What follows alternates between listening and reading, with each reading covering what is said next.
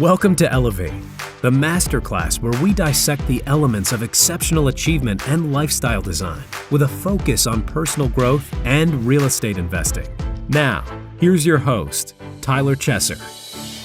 Elevate Nation, welcome back. This is Tyler Chesser. I'm so thankful to have you here, and I'm blessed and grateful to be sitting with Gary Beasley. Gary, how are you? I'm doing great. How are you doing?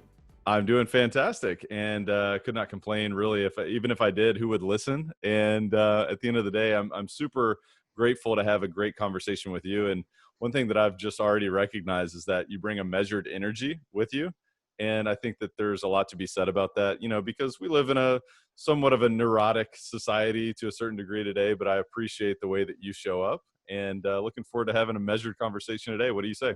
I appreciate it. Looking forward to it. Absolutely. And Elevate Nation, welcome back, because, you know, it's time to take it to another level, which we're absolutely going to do today. And I want to welcome you back to the show where our mission is to identify and apply how the best of the best raise the bar personally and professionally to achieve greatness in real estate and beyond. And of course, as you know, we go way beyond just real estate here. It's not just about the tactics. It's not just about the strategy or the practicality, but it's about so much more. And we're going to talk habits. We're going to talk mindset, you know, routines, systems, tools and strategies, of course. So, you know, you can learn from an individual like Gary, who's elevating to a life without limits, so you can do the same or even more for yourself. And this is a masterclass for leaders and those looking to achieve uncommon results and purposeful outcomes through real estate investing and ultimately in their lives. At the end of the day, it is about that outcome. It is about what do you want to create in your life. And we believe that you can live a life of abundance, of joy, of fulfillment, dare I even say, through investing in yourself constantly, consistently, and never-ending growth and evolving and becoming more and being willing to adapt and pivot and grow, you know, as well as creating systems through real estate. And so if you appreciate what we're doing on this show, I'd be certainly grateful if you subscribe to the show, if you give us a rating, a review. It all helps. You know, our goal is to really reach millions of people with this message that you can actually live a life without limits. You can actually elevate to a life without limits. You can travel the world. You can build great relationships. You can experience amazing cultures, and you can live a life of happiness and excitement. So with all of that said, and with all this soapbox that I'm going to jump off of now, I will introduce you to Gary Beasley, who is the CEO of Roofstock, which is a leading real estate investment marketplace, which he co-founded in 2015. Gary has spent most of his career building businesses in the real estate, hospitality, and tech sectors. After earning his BA in economics from Northwestern, Gary ventured west to earn his MBA from Stanford, where he caught the entrepreneurial bug and still serves as a regular guest lecturer.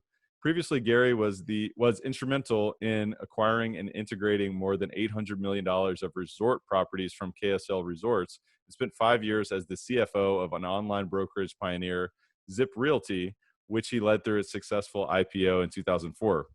Gary also served as the CEO for Joie de Vivre, Joie de Vivre, which means joy of life. My goodness. I like the meaning behind it. My goodness, but you're giving me a lecture here on French. That's awesome. Hospitality, then the second largest boutique hotel management company in the country. Immediately before joining or starting Roofstock, Gary led one of the largest single-family rental platforms in the U.S. through its IPO as co-CEO of Starwood Waypoint Residential Trust, now part of Invitation Homes. So with that said, Gary, what an impressive bio, what an impressive background that you have. Tell us a little bit more about yourself behind the bio. Sure. Well, thanks again, Tyler, for having me on. So I grew up in the Midwest, in a small town in Northwest Indiana, and really feel very fortunate to have sort of gotten onto the path that I have. And we could talk about some of the things that I think I've benefited from some hard work and a lot of luck, which I think we all need. You know, I think that especially being out here on the West Coast, it's a very different mentality than I grew up with, you know, but I do think that my Midwestern roots and grounding have served me well kind of throughout my life and throughout my career.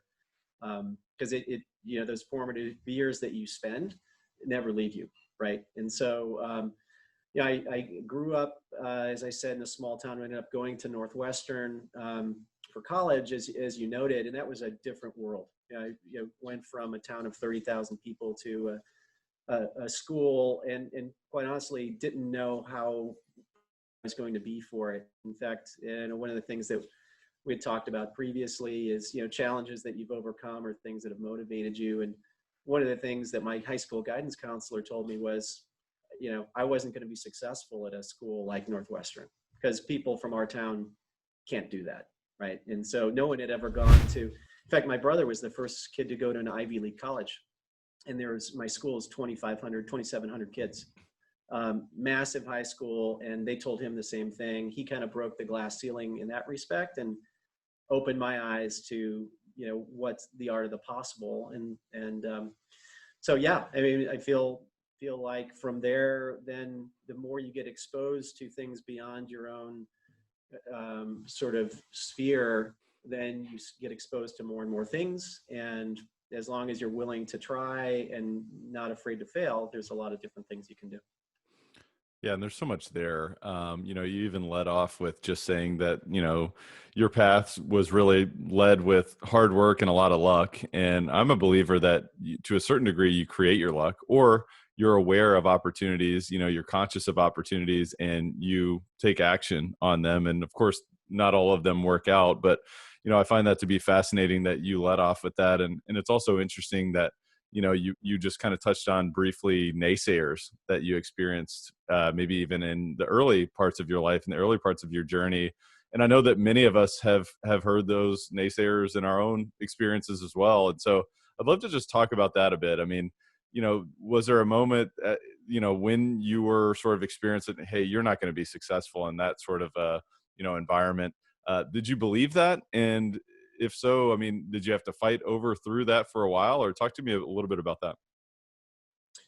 Yeah, I mean, it's such a great question. And I would say, to make it somewhat personal. So when I was in high school, I think about my life, everything sort of before July 3rd, 1980 and after. And that was the day that my mom passed away. It was my brother's birthday, his 17th birthday, 2 weeks in front of my 15th birthday. So, and my mom was my rock. She was my rudder. And then one day she was gone. It was very tragic, obviously. I had to make a decision at that point, kind of getting through that. Was I going to go off the rails, or was I going to, basically realize that I had to sort of steer my own ship at that point, and I chose the latter. And so in a way, I still feel like I'm inspired by her, and the way that she raised me. And my dad was there too, but he was not involved in the same way as my mom in raising us, which is often the case he was a World War II type dad. So that was one of those conscious decisions I made. And my brother and I sort of got through that together. And I realized that I was coming from less privileged background than many, went to a decent high school, but had some great professors. And so I realized, or teachers, I wanted to make the absolute best of my circumstances and work as hard as I could and try to put myself out there. And that's what I ended up doing. And so when I heard the guidance counselor tell me, it was Mr. Alexander, I remember it like it was yesterday, that I couldn't do it, I viewed that as a challenge because I've always played sports and I am competitive.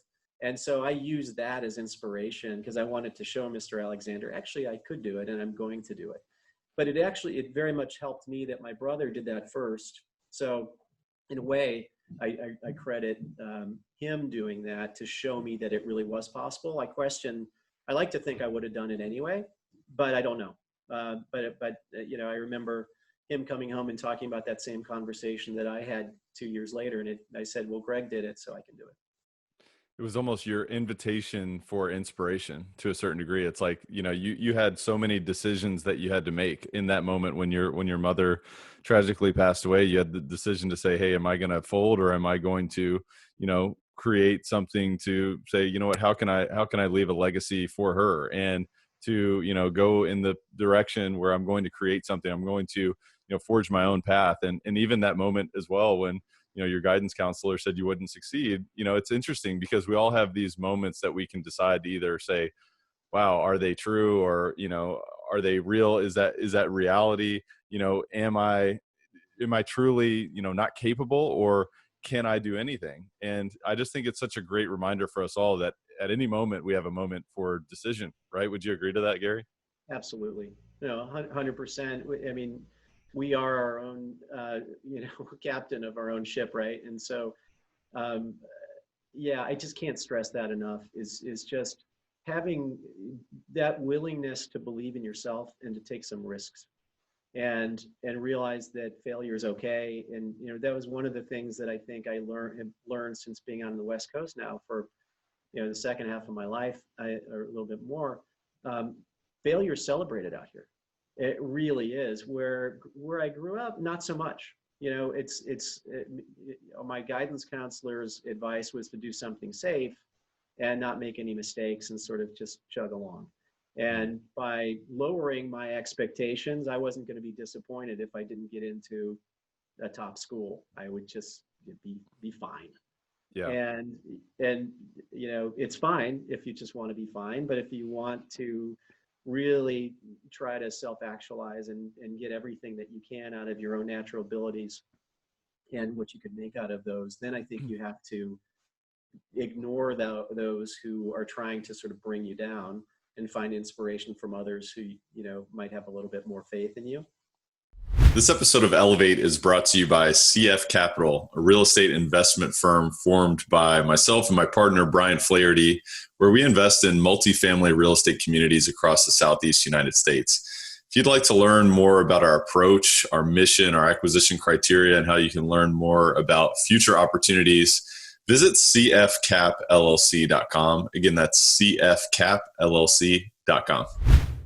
That's so powerful. And one thing you said there was just about celebrating failure. And even earlier, you mentioned the art of the possible. And I feel like both of those concepts are, parallel to a certain degree. It's, celebrating failure, the possible only occurs when you embrace the fact that failure is not only possible, but inevitable in many capacities. And the other thing that I look at, from your background, at least from my vantage point, obviously you've embraced your innovative thinking and the way that you look at, something that has been done one way for many years and said, hey, what can we do different here? And embracing the fact that failure is possible and you should also celebrate it because you are forging a new path. So let's talk about that in terms of thinking, from an innovative perspective.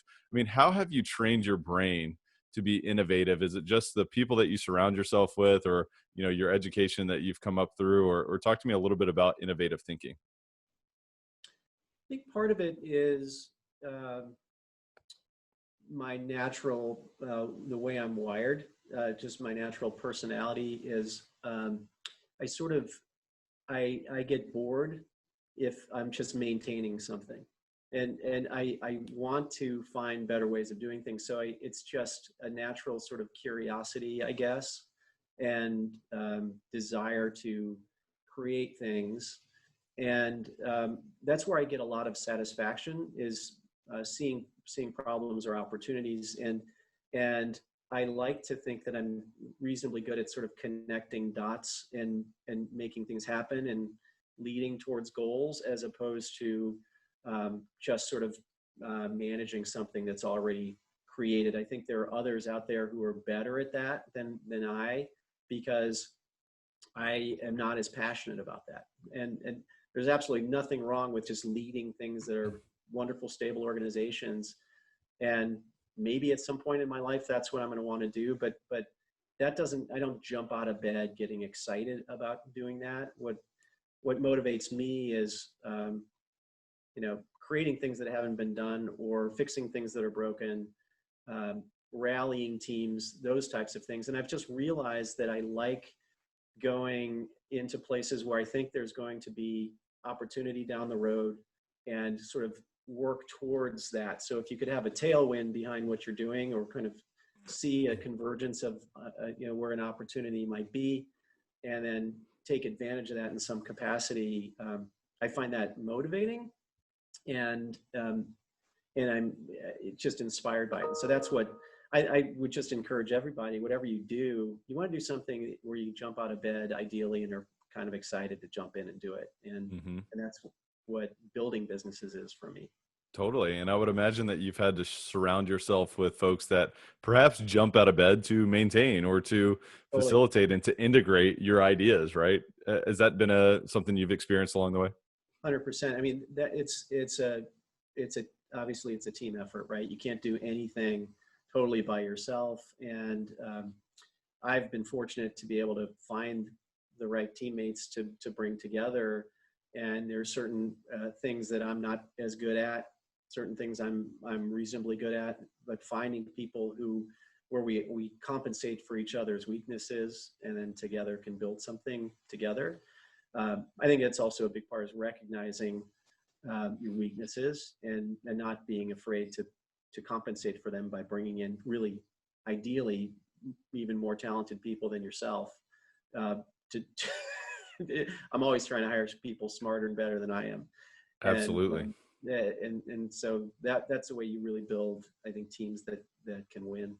Yeah, and it seems like the only way that you truly win is by being a leader, right? And facilitating and visualizing what is that outcome and what are the pieces that we need to put there and what are some other sort of, self-aware individuals with talent, with smarts that you can put in those seats. And so, let's talk a little bit about leadership and, obviously leading multiple companies through IPO and so much really, career success and obviously what you've done. You've had to learn how to be a great leader, I would imagine. So when you sort of, if you were to think about sort of the ideal leader, who is that, what do they look like, and I would imagine you're striving towards that. So talk to me a little bit about leadership. I've been fortunate. I've had a lot of really good CEOs I've worked for in the past, and I've tried to learn from each of them, and none of them have been without their blind spots either. So what I've really tried to do over the course of my career, even from the early days, is try to take away from each of my CEOs, what does this individual do really well? And what would I improve if I were in their shoes? What might I do differently? And sort of making these mental lists. And that's been super helpful because there's been leaders with very different styles. So I think everyone has to find their own leadership style. And I think that is very important. It's hard to have sort of a prescribed style because it has to mesh with your personality, the way you think, the way you communicate, the way you process, the way you lead. But I know one of the things you asked me to think about previously was, a book or two that I've read that have been influential. And it actually overlaps with this because one of my old professors from Stanford, his name's Joel Peterson, he just came out with a book a few weeks ago called Entrepreneurial Leadership.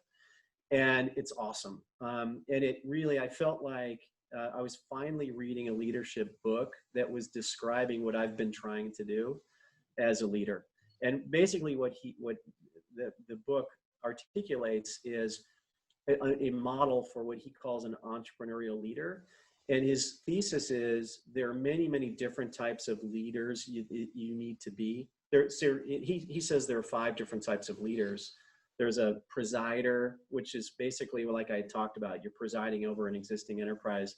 There's a manager, which is sort of the conductor of, working just to manage a business, but more hands-on. There's a disciplined administrator. There's a pure entrepreneur that's really creative, but not necessarily a good manager. And then there's the politician who really kind of knows how to use power and compromise and kind of do those. So those are all characteristics of different types of leaders. And the entrepreneurial leader can do all of those things. And when you need to be a politician, when you need to be in and really be a hands-on manager, when it's time to be a presider and preserve something that you built. So when you need to be creative. And that's really hard because we're all better or worse at each of those things. And so he does a great job of articulating with examples and how you can kind of rewrite your own software, your operating system, where you identify your weaknesses and you become better in each of these areas. And so I would encourage people to read it. He's awesome.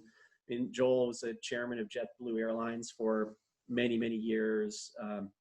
And just a wonderful, wonderful leader himself as a business leader and an inspiring professor. And so I would definitely encourage people to check out his book.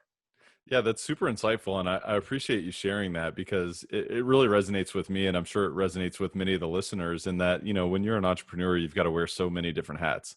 And to be an extremely effective entrepreneur, especially as a leader of a larger organization, or, if you've got many different individuals who are helping you, accomplish an outcome, I mean, there's so many different hats and you've got to be very versatile. And, I think it's so interesting. And one of the reasons why I focus so much on personal growth is that to be versatile, in my opinion, you've really got to be focusing on yourself and training yourself. And so I'd be curious to know, as an individual who, I would imagine at least strives to be probably from a very humble perspective, you strive to be that entrepreneurial leader and, very versatile across those five capacities. How do you invest in yourself to be versatile from that standpoint? I think it helps to be intellectually curious, and which I am. So I like to learn how things work. I like to learn about things that are seemingly unrelated to what I'm doing.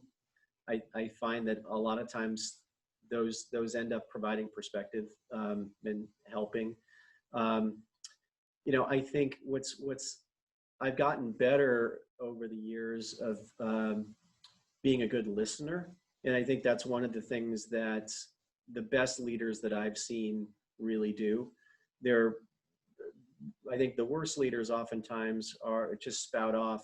And when somebody is talking or asking a question, they're already thinking about what they want to say, as opposed to really taking the time to consider what someone's saying. And I think that's one of the things I've learned over time is really being an active listener and an empathetic listener.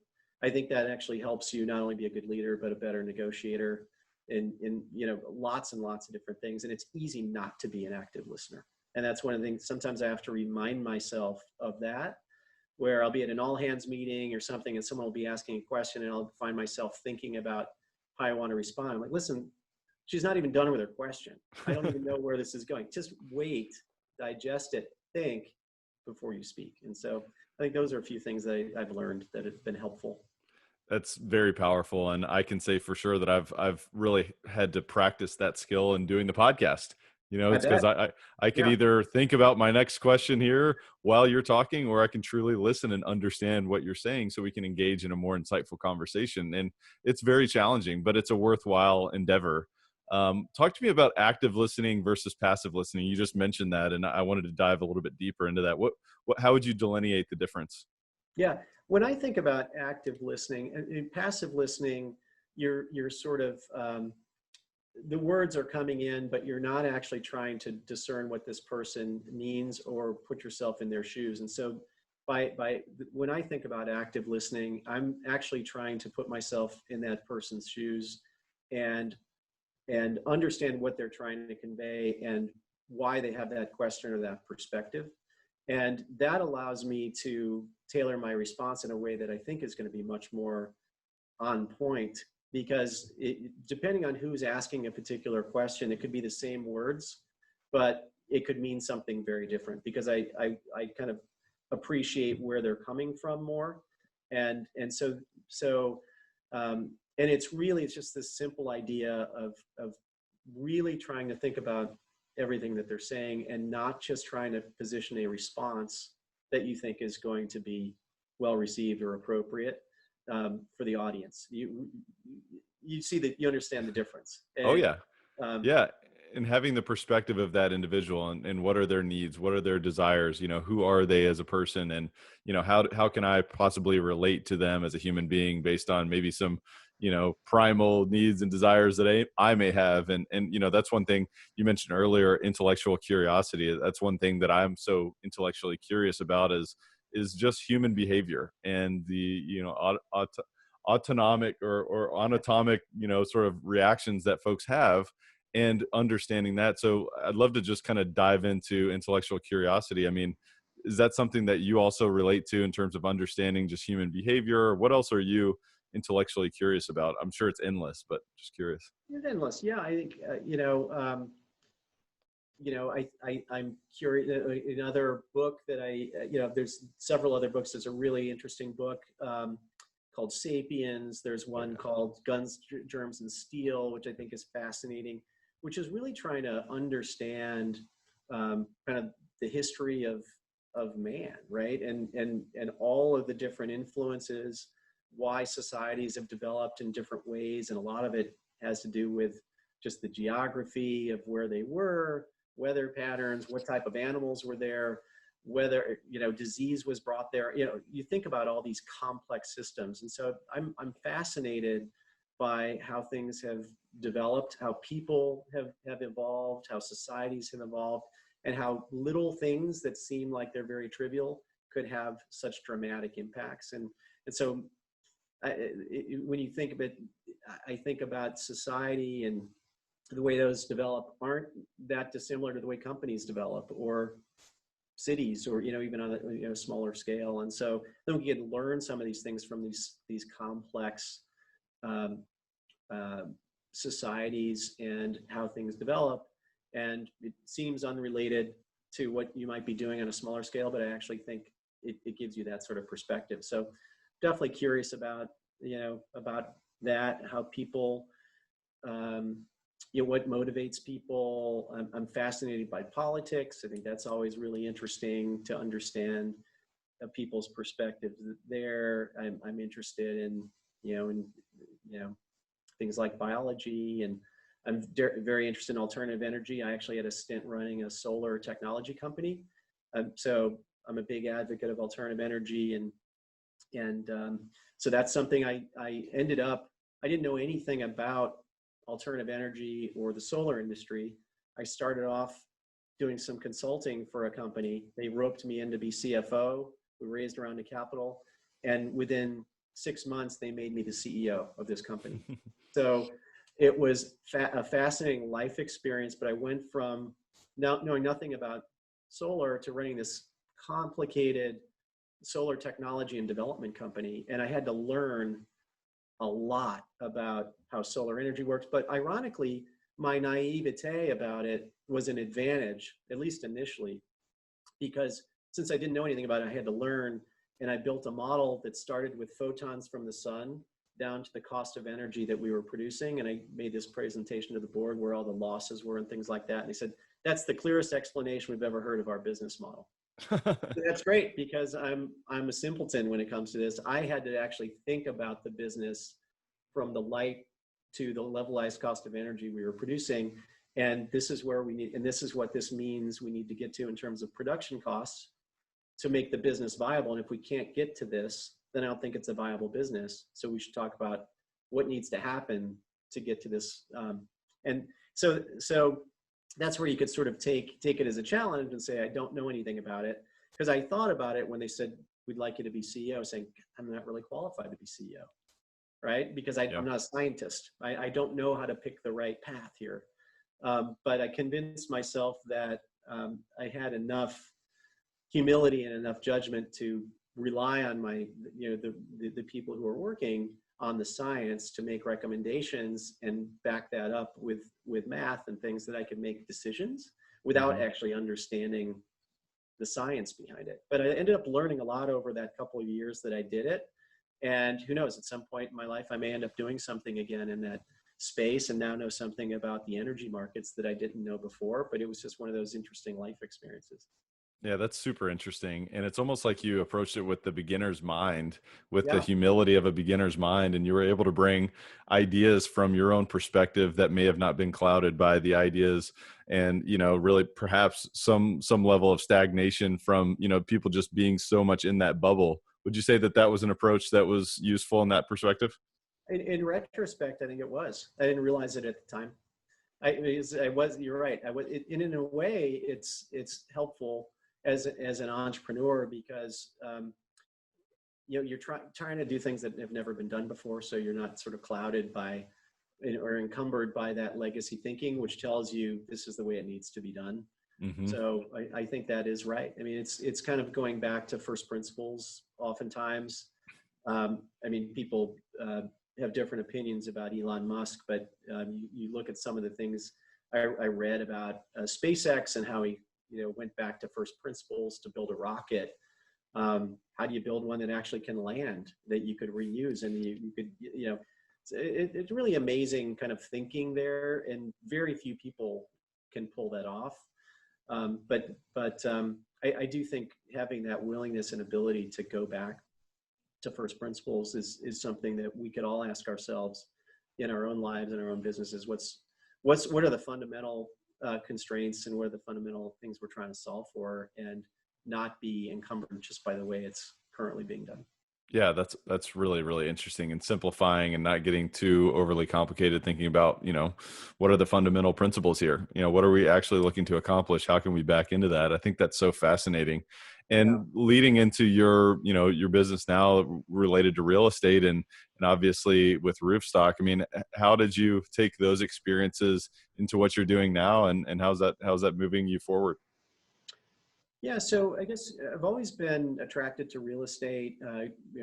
My dad was a commercial real estate kind of developer, broker in our little town, very small scale. So I'd always grown up around real estate, and I was comfortable with it because I went to business school, figured I'd come out and do something totally different. Of course, I ended up working for a real estate services firm, and then doing that, and sticking kind of around real estate and technology most of my career. But I like real estate because it's the largest asset class really in the world. When you look at the value of real estate, it tends to be pretty inefficient, does not embrace technology very readily, has very high costs, lack of transparency, generally pretty low satisfaction with customers. There's just a lot of friction around it. And it always felt to me like there's ways to innovate in and around real estate that could really move the needle. And whether it's a new business model, like creating a business out of rental homes and kind of being at the forefront of creating a real industry there for institutional capital, or transforming the hospitality industry, or with Roofstock creating a marketplace. And basically what we're doing with Roofstock is being able to trade homes ultimately as efficiently as a stock or a bond. That's our goal. And why should it take 30 or 60 days to buy a house?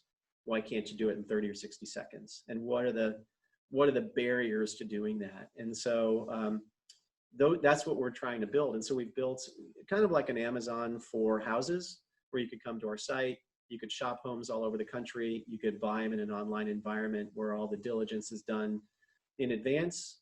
So you could look at inspection reports, title, tenant payment history, things like that, and do your diligence before you're actually buying it. And then once you hit purchase, you're just moving toward a closing, as opposed to, making an offer, getting something tied up, then hiring an inspector, and getting all that stuff done in arrears. And so it squeezes a lot of the friction out of it. Our costs are a lot lower. We're all about transparency and really breaking down the geographic barriers. So what we realized was, with a rental home, which is where we specialize, it's super inefficient to kick out a tenant, fix up the house, hire a real estate agent, put it on the market, sell it to somebody who then has to find another renter. And there's just a lot of cost and friction there. We said, well, that's crazy. You'd never vacate an apartment building to sell it. Why should you do it for a rental home? And there's 16 million rental homes in the country. Let's build a marketplace where we could certify those homes, and they can be bought and sold without disturbing the tenant. There's no vacancy. There's no downtime for either the buyer or the seller. It's just much more efficient. And we could use a lot of data and technology just to make it very easy to do. So you could be sitting in, New York or London, buying a home in Birmingham, Alabama, or Atlanta, just like you're around the corner. We just break down all those geographic barriers. And so that's what we're seeing. We're seeing a lot of investment. I think over 93% of our customers buy in a state where they don't live. So we've just become that kind of real estate investment cloud, if you will. So it's all about, if you have an investment thesis, we can help you with the rest. That's awesome. And, it really all came from, and it stemmed from a question of, why does it have to be so full of friction? Why does it have to, why does it have to be so, tedious, and why does it have to be so costly? And why can't it be easier? Why can't it be frictionless? So I just love kind of going back to that bigger question. It's like asking the questions that people haven't asked for centuries. right? And obviously we've got resources and technology at our disposal today that make questions that may be never been asked before, more relevant now. But it is interesting that many questions haven't been asked. And I think a lot of times people will say, well, somebody's already got a solution for that, I might as well not even bother. But you asked this question, and it's interesting. You found that solution. It is funny. So, and then when you start a company that is truly innovative and no one's actually done it before, the biggest question we got when we talked to investors, this makes so much sense. Why has nobody done this before? Right. And some people aren't going to want to invest in it because it's never been done before. Well, if it's such a great idea, somebody would have done it. It's not necessarily true. There's a first time for everything. And so I would encourage people out there who have ideas and people are like, yeah, I mean, so if it was that good of an idea, someone would have done it. That's not true. Somebody has to be first. So you still got the naysayers. You still got the people in your life saying, "Hey, wait a minute. Why would I invest in this? I mean, there's got to be some problem, right?" You're continuing to fight against the naysayers today. Totally. Do you ever have to question? You still have to fight against the questions in your own mind when a naysayer says something like that to you today? Of course, right? You hear that and you can't ignore it, especially when you get that sort of feedback from people you respect and you think are very smart. But I think what you have to realize is very smart people are wrong all the time. And, you have to convince yourself especially if you're going to be an entrepreneur, you have to develop a lot of conviction around what you're doing and just get used to hearing no from a lot of people.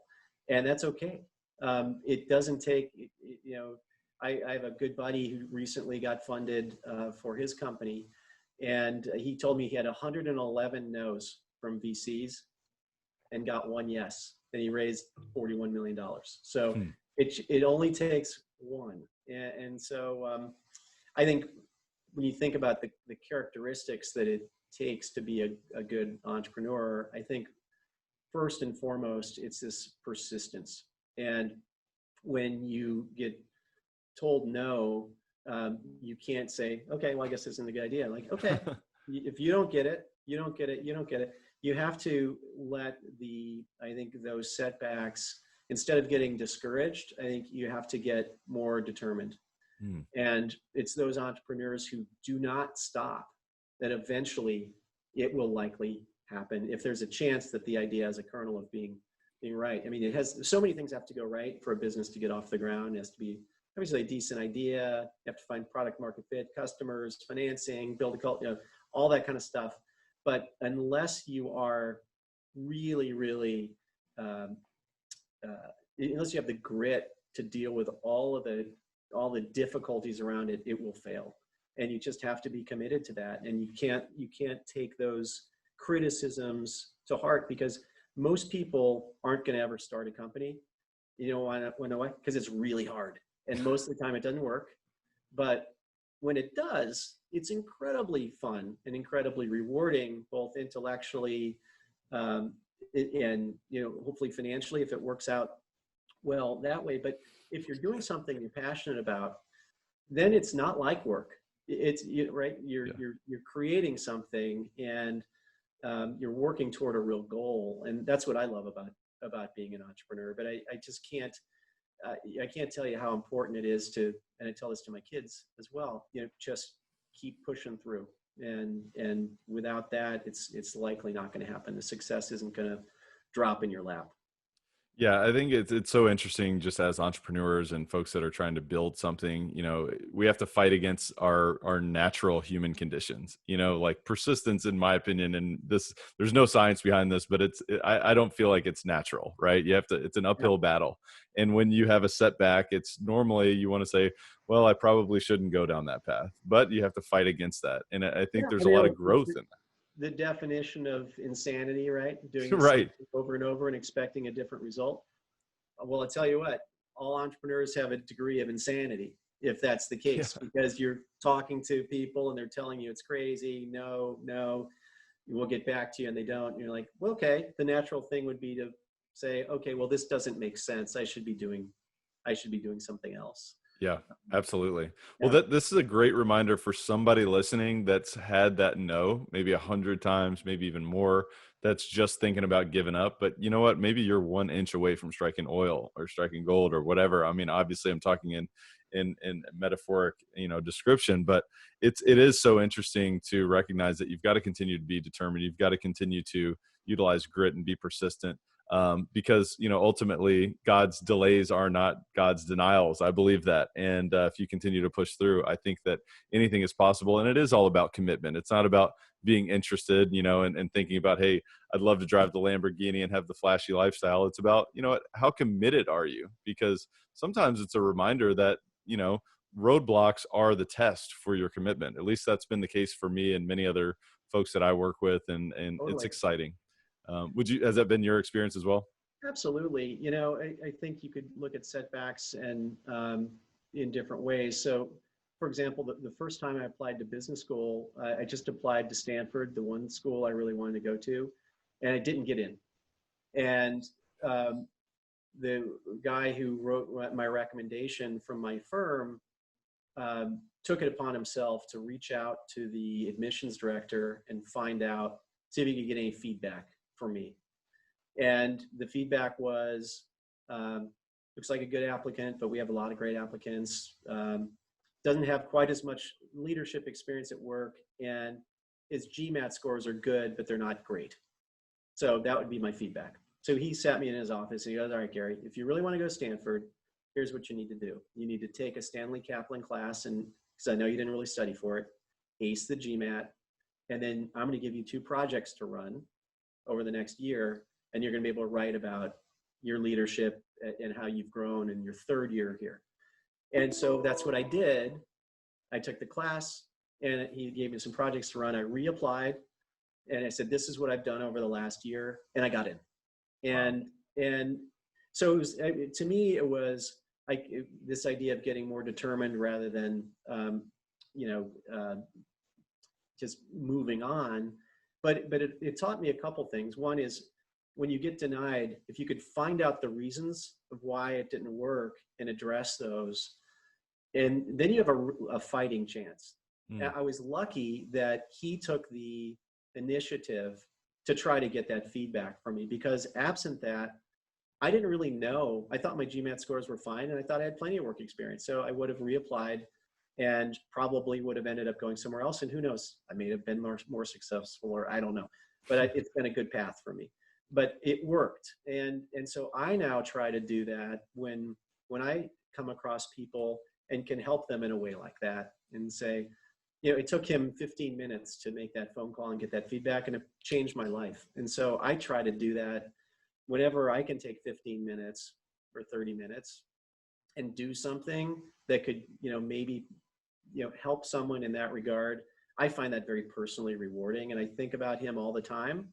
And in fact, ironically, his name's Wade. I ran into him at a benefit for the Navy SEALs Foundation in New York in early March. Ran into him. I hadn't seen him in many years, and it was awesome. And I reminded him. I said, "Hey, man, you changed my life back in the day, and I still haven't forgotten it." And so, Wow.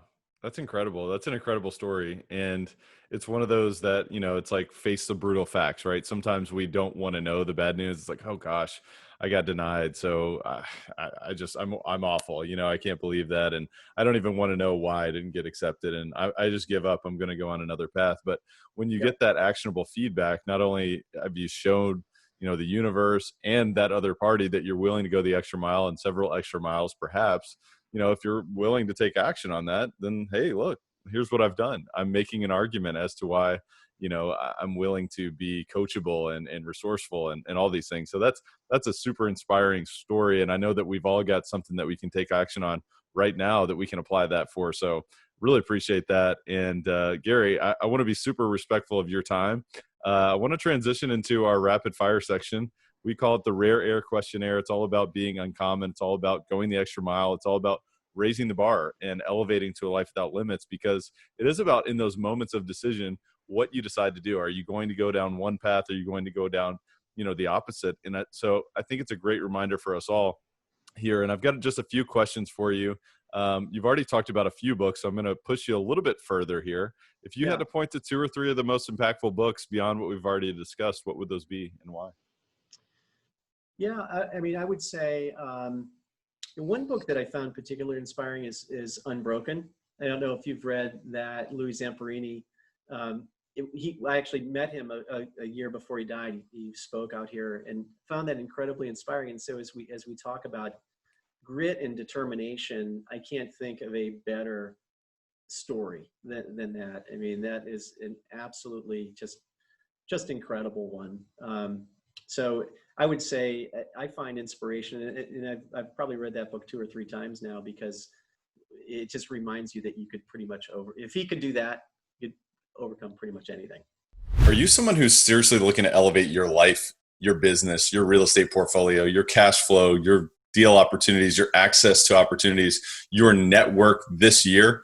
Well, if that's you, then I invite you to visit coachwithtyler.com, because I'm currently opening up a few coaching spots for people like you who want to close the gap from where you are to where you want to be, and really, expand that beyond your wildest dreams and explode your business, explode your deal opportunities, explode your vision for what you're looking to create. If that's you, I invite you to visit coachwithtyler.com.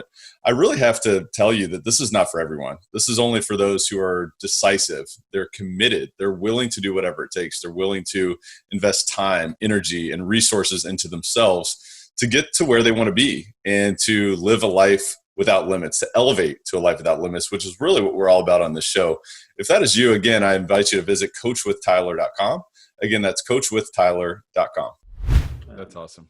That's awesome. Well, yeah. And I love, reading for inspiration and reminding me that, hey, look, anything is possible. And, I was actually talking about this with someone else recently, but it's almost like it's a new support beam for why anything is possible. So, reading those books and getting a new frame of reference that what you're looking to accomplish may seem crazy. You may be thinking huge and maybe you don't have a reference point around you, but guess what?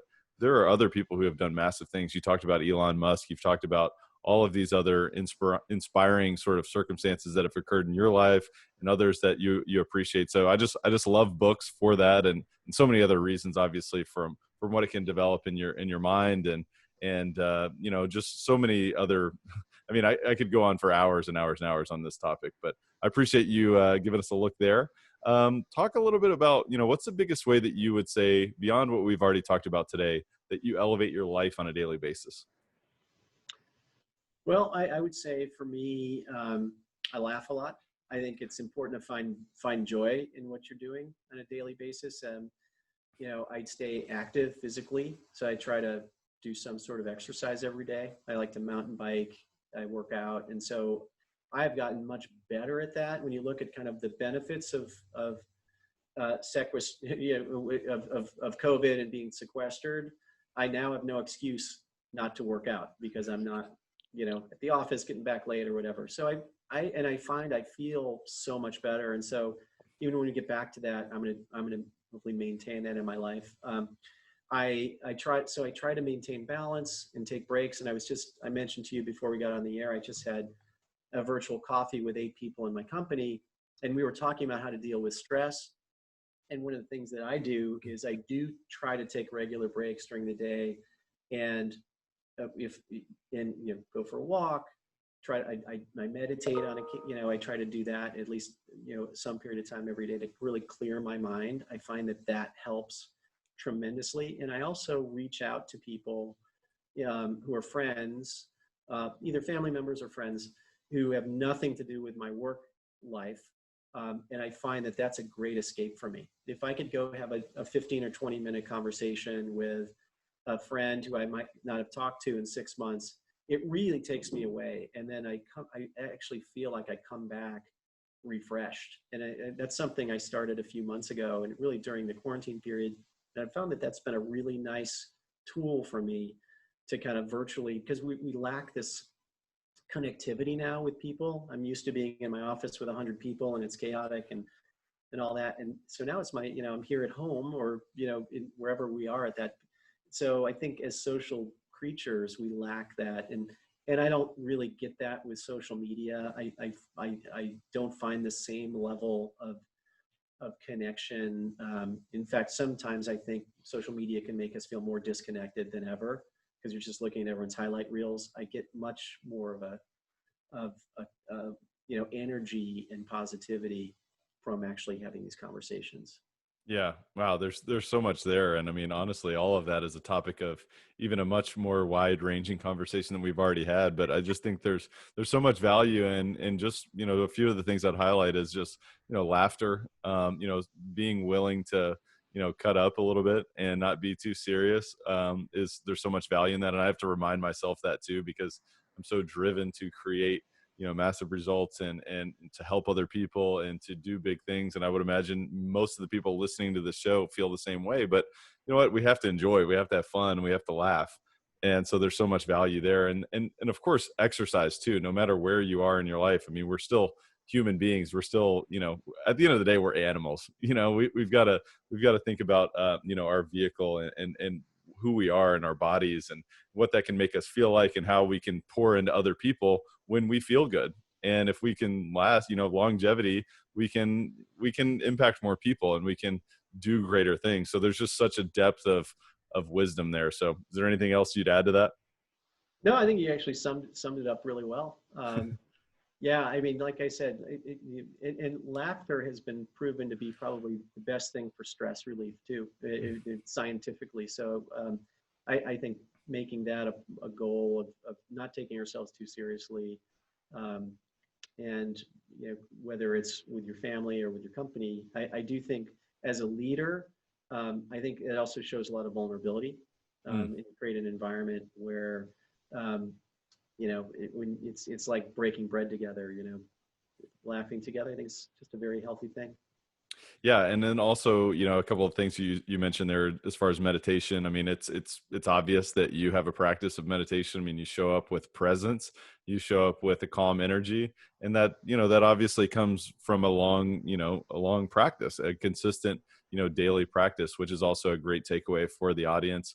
How can you show up without, an erratic energy, I think is a huge thing. And you can be so much more effective because the power of now, like, where are you right now? That's how I win. Where am I? What am I doing now? WIN. And so I think that that's so powerful, not only obviously just the mental health aspects, but just being effective as an individual. And then also stepping away from, your profession with others who may not be related to what you're doing. It's a great way to kind of give yourself a little mental break. So just a great recap of what you just mentioned there. So I appreciate all of that. What would you say, Gary, is the biggest way that you elevate others around you? Yeah, so I liked, and I think we've talked about some of this, but I think being an active listener helps because people know they're being heard, and so I think that's important.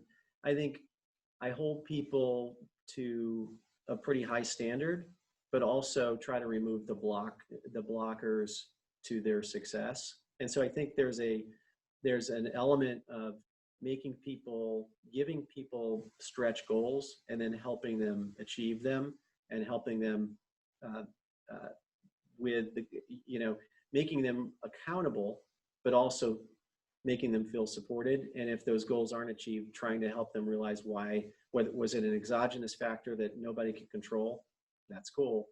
Whether it was a lack of effort, that's where I have a problem, and that's where it's coachable, or not working well with a team or whatever. So I think it's giving people sort of clear direction as to where we want to go organizationally, and then helping them push themselves to create some stretch goals, and then helping them achieve them.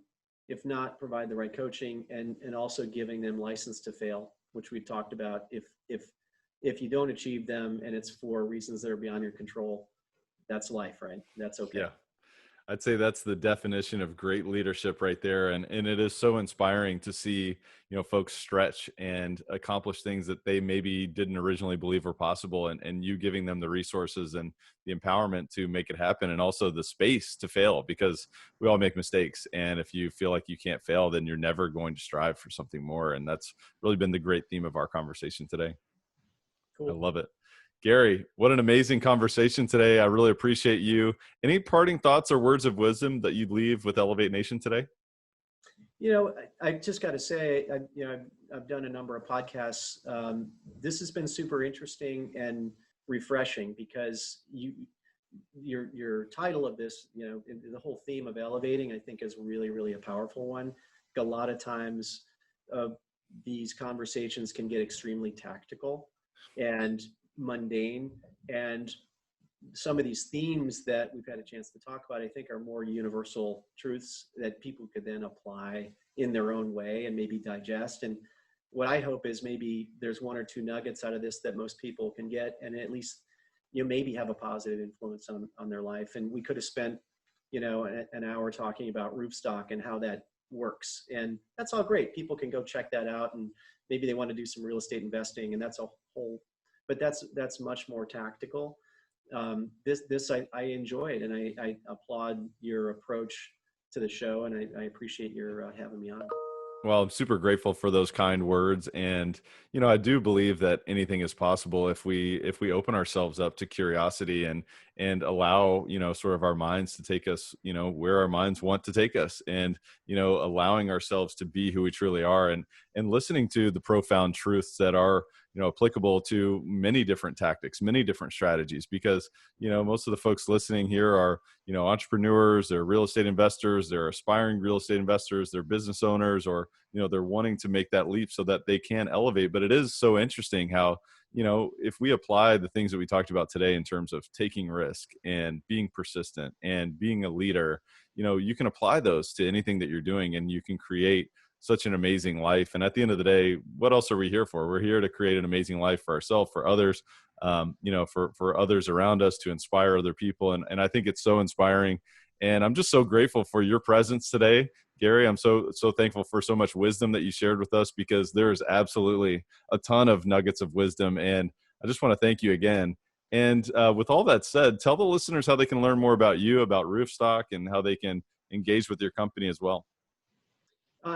Sure. So very simple, roofstock.com is our website, just how it sounds. I'm on LinkedIn. That's probably the best way to reach out to me, or an email if it's work related, just Gary@roofstock.com if anyone has any questions about how that all works. And I talk to people all the time about our business and can put you in touch with the right folks if you're interested in learning more about how all that works.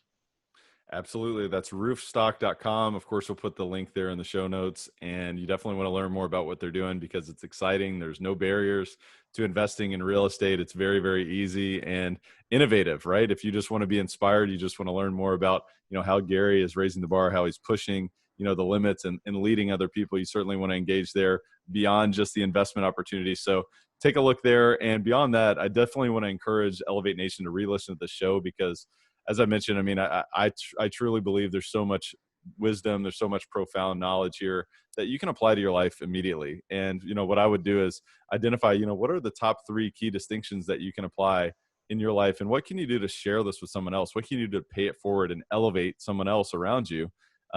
Because at the end of the day, it is about sharing. It is about giving to others. It's about being a teacher.